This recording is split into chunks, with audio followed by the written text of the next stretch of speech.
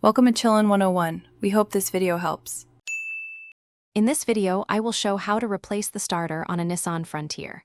First, disconnect the negative battery terminal and wear safety glasses. Then raise the vehicle securely on jack stands and remove the air intake if needed to access the starter.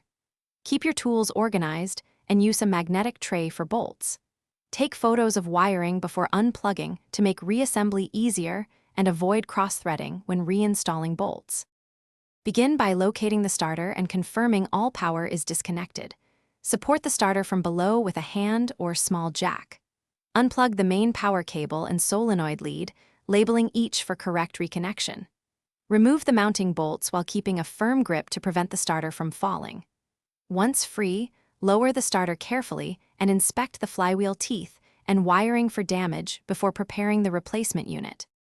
If you're finding this video helpful, please subscribe and like. It really helps the channel grow.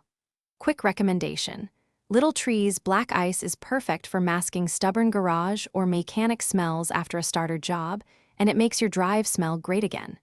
I keep one hanging while I wrench. It's a small comfort after greasy hands.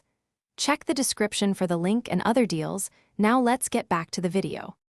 Place the new starter into position and hand thread the mounting bolts to ensure proper alignment. Tighten bolts evenly and to the correct torque if specified in your manual.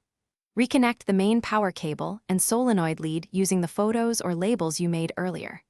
Lower the vehicle, reconnect the negative battery terminal, and start the engine to confirm proper operation.